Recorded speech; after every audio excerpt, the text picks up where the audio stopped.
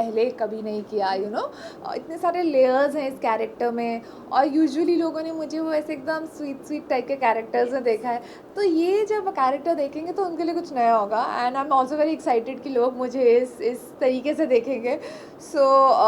अब जस्टिस किए कि नहीं किए वो तो आप ही लोग बताओगे। लेकिन आपके हिसाब से आपको कितना आपने कितना पसंद किया है?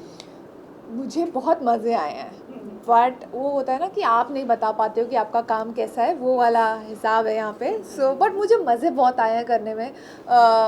लेकिन हाँ बताओगे तो आप लोगों को कैसा लगा, तो जब शो देखोगे तो फिर बताना मुझे। ये मर्डर मिस्ट्री है, और आई थिंक सो आपके लिए पहली बार मर्डर मिस्ट्री मूवी में, और ग्रे शेड है। हाँ मतलब कुछ ऐसा ही समझ लो। सो पर्सनली आपने आपके लिए कितना चैलेंजिंग था, और कौन सी एक ऐसी चीज़ थी जिस वजह से आपने हाँ कहा, except plot? I think challenging था ना, इसीलिए मैंने हाँ कहा, क्योंकि मुझे अब थोड़ा कंफर्ट जोन से निकलना था, कुछ नया कुछ अलग करना था, और कुछ ऐसा कि अच्छा रात को नींद नहीं आया कि कल ये वाला सीन करना है, कैसे करूँगी, मैं नर्वस हूँ। तो आई थिंक जब मुझे कहानी के बारे में बताया गया, कि किरदार के बारे में बताया गया, और कितना ये किरदार ह्यूमन है, मतलब अच्छाई से नहीं भरी हुई है वो, कि वो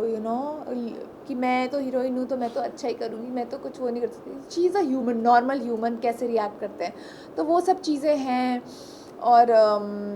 अगर पुलिस पीछे पड़ी है तो उसमें वो क्या कर रही है अपने आप को बचाने के लिए, अपने आप को इनोसेंट प्रूव करने के लिए, तो वो सब चैलेंजेस से गुज़रना इस कैरेक्टर के लिए, वो सब काफ़ी चैलेंजिंग था, ऑल दैट। और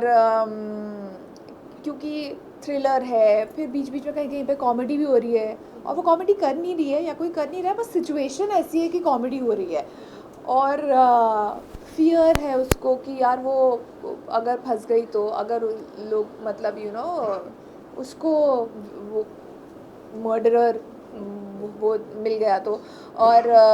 फियर्स भी है कहीं कहीं पे, उस स्ट्रॉन्ग भी है, तो वो इतनी सारी चीज़ों में मतलब वो लेयर्स को अच्छे से निभाना वॉज ऑल्सो क्वाइट चैलेंजिंग। तो आई थिंक ओवरऑल जब मैंने इस कैरेक्टर बारे में सुना तो मुझे लगा कि कोई रीज़न तो नहीं है मना करने के लिए। इसके टाइटल की बात करूँ, ये हनीमून फोटोग्राफर है, और जब आपने ये सुना था तो पहली बार आपको क्या लगा था, क्या ये एक कपल पे बेस्ड होगा या पूरी स्टोरी फोटोग्राफर पर ही बेस्ड होगी? नहीं मतलब मेरा पहला रिएक्शन तो यही था यार, हनीमून फोटोग्राफर ये क्या है, ये ऐसा भी कुछ होता है क्या, तो मुझे बताया गया कि हाँ ऐसा होता है, और लोग लेके जाते हैं फोटोग्राफर्स अपने हनीमून पे भी। और अब मुझे ऐसा लगता है कि जिस तरीके से हम सोशल मीडिया पे इतने रील्स वगैरह देखते हैं और लोगों के इतने सुंदर सुंदर वीडियोस देखते हैं हनीमून के, तो वो तो आई एम श्योर इसे कोई प्रोफेशनली बना रहा है, और अगर पैसे हैं आपके पास इतने सारे तो लेके जाओ, है ना। आशा जी, जैसे आपने अभी कहा कि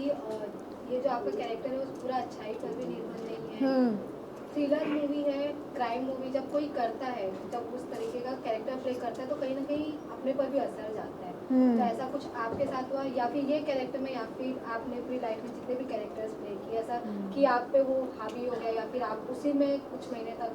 कंटिन्यू टू दिस क्वेश्चन, निकलने इस कैरेक्टर से कितना टाइम लगा था आपको? मतलब इस शो के बाद मैंने एक मर्डर किया है, आप लोग को नहीं पता है, अभी बता रही हूँ।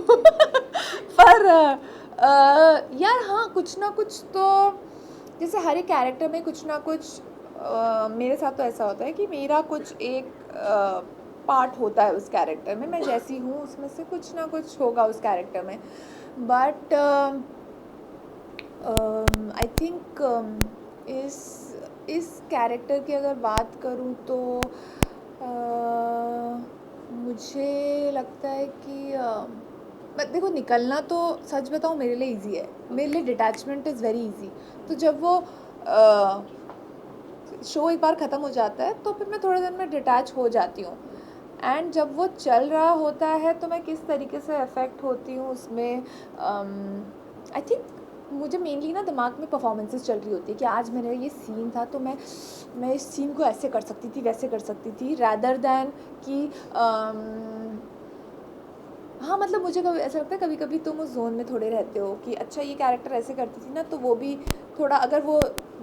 बिच्छी सी कैरेक्टर है थोड़ी, तो मैं रियल लाइफ में थोड़ी वो हरकतें करने लग जाऊँगी, बट मुझे पता रहेगा कि ये कैरेक्टर की वजह से कर रही हूँ मैं। और मैं डिटैच होना भी मेरे लिए बहुत ईजी है, एक बार शो ख़त्म हो गया तो फिर मैं डिटैच हो जाती हूँ। आशा आप ये आपने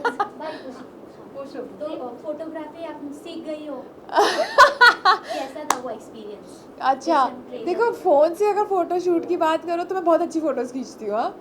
बट अगर कैमरे की बात करो तो उस टाइम पे मैंने अपने कुछ फ़ोटोग्राफ़र फ्रेंड से थोड़ी मदद ली थी कि अच्छा कैसे चलाते हैं, और थोड़ा अगर कूल दिखना हो कैमरा पकड़ के तो कैसे करते हैं, तो वो सब मैंने थोड़ा सीखा था, ताकि मेरा ऐसा भी ना लगे कि सीन्स कर रही हूँ और ऐसा लग रहा है कि ओह इसको तो कैमरा तक पकड़ना नहीं आ रहा है। तो वो सब बेसिक हेल्प मैंने ली थी, और मुझे आई होप कि उसमें भी दिखे कि हाँ इसको तो आता है फ़ोटो का। एज एन एक्टर कैमरा से तो प्यार होता ही है, but what's easy behind the camera काम करना या कैमरा के साथ काम करना, क्या इजी है? यार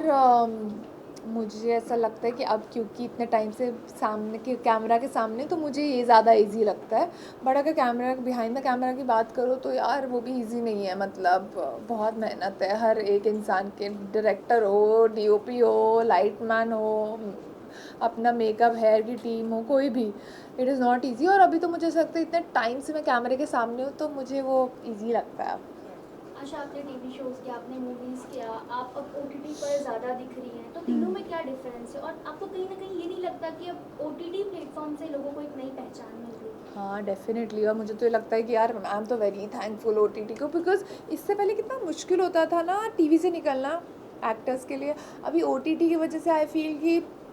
फिल्म एक्टर्स भी कर रहे हैं ओटीटी, टेलीविज़न एक्टर्स भी कर रहे हैं, तो वहाँ पे बस अच्छा कंटेंट है जिसमें सब एक्टर्स हैं, कोई ऐसे फिल्म स्टार या टीवी स्टार नहीं है, and everybody is like doing good work और अच्छे शोज़ बन रहे हैं, तो I am the very very very thankful. वरना पहले ऐसे फिल्म्स में घुसना बहुत मुश्किल हुआ करता था, बट आई थिंक डिफरेंस की बात बोलो तो मुझे ओटीटी में honestly I am very grateful for television, और जो भी मुझे मिला है, आज भी लोग मुझे पूर्वी करके बुलाते हैं, मुझे बहुत अच्छा लगता है। अच्छा, अभी आपने कहा टीवी स्टार कहते थे हाँ। और फिल्म स्टार कहते थे, कभी ये लेवल आप पे लगा कि अरे आप टीवी के हो, आप फिल्म में कैसे जा सकते हो? कभी आपके साथ मतलब मेरे मुंह पे नहीं बोला किसी ने, बट मतलब आई एम श्योर कि ये चीज़ है अभी भी हावी की टाइप कास्ट कर देते हैं आपको कि वो टीवी से है, और मुश्किल भी होता है हम टीवी एक्टर्स के लिए, और स्पेशली उनके लिए जो एक टाइम पे कोई अच्छे किसी हिट शो का पार्ट रहे हैं, तो हाउस होल्ड नेम बन चुके हैं, तो उनके लिए होता है मुश्किल क्रैक करना, बट मैं डिसहार्टन नहीं होती हूँ, मैं अपना करती रहती हूँ काम। आप फोटोग्राफर की बात कर रहे हैं, मैं जानना चाहूँगी क्योंकि आपने कहा कि कपल्स अपने साथ फोटोग्राफर्स को लेकर जाते हैं, ऐसा आपको पता चला, बट आपके लिए कोई ड्रीम प्लेस जहाँ पर आप हनीमून करने जाना चाहेंगे? आई थिंक पहाड़ों में यार सब कुछ हनीमून, सब कुछ पहाड़ों में शादी, honeymoon, everything. Well last question, अच्छा आपने सब कुछ किया, बॉलीवुड किया,